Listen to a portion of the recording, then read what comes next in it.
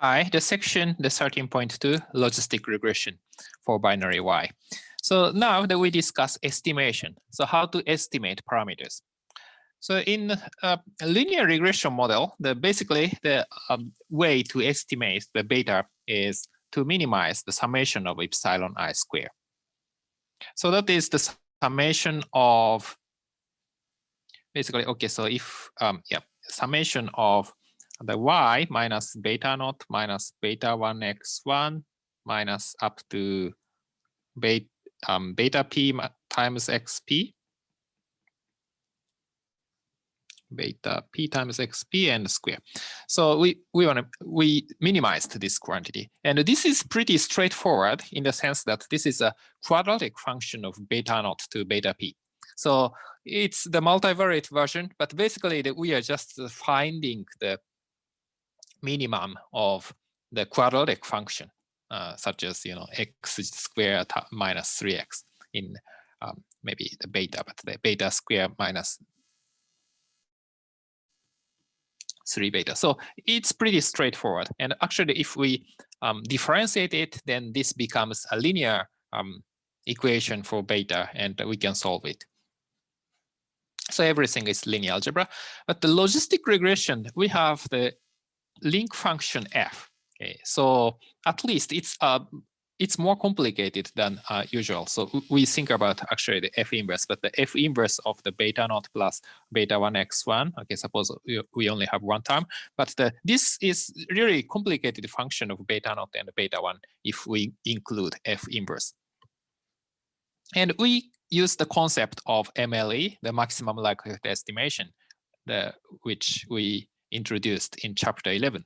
So for linear regression, the MLE is the same as least square. So it's not really useful to know that anyway, that we use least square. But if we have more advanced model, then we should go back to the MLE. Then what's the best estimator?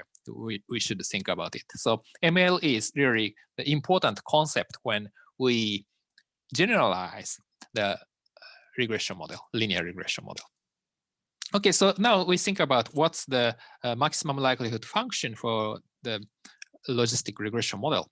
So let y be the response and let x be the predictor in matrix form. And say we let xi be the ith row of x, so just ith observation.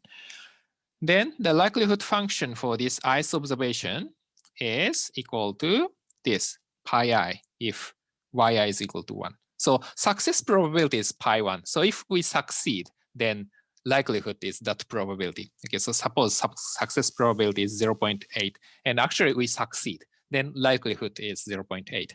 If success probability is 80% and we failed, then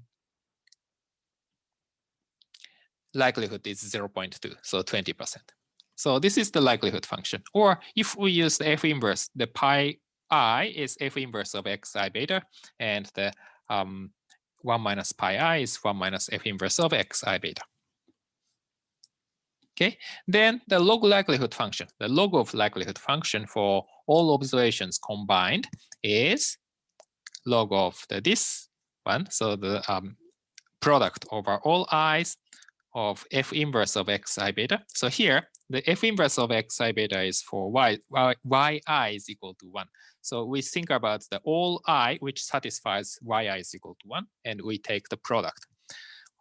And for I with yi is equal to 0, we have to multiply this quantity. Since we take logarithm, we can make this the summation. So basically, we want to maximize this quantity. And actually, this is much more complicated than the multiple linear regression, the optimization. And actually, we cannot really solve this by linear algebra. So we have to rely on numerical method to maximize this likelihood function, number 2. But actually, the good thing is that actually this function is convex in terms of beta. So it's not quadratic function, but conceptually, okay, so suppose we have beta 1 and beta 2.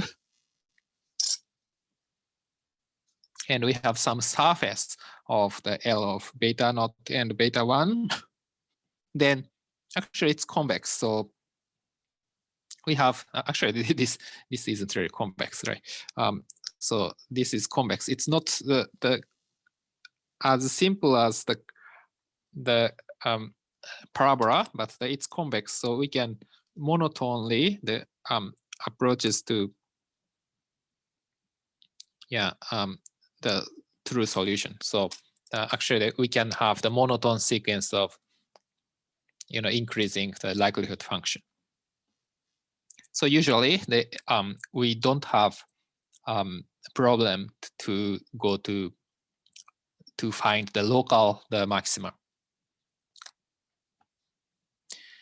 Yeah, and to be exact, this procedure is done by so-called reweighted least square method. So this is a kind of the sequential method that using similar to the least square. But anyway, so we don't cover that material, but the point is that we have to numerically optimize it, and that there is still a good way to find the solution.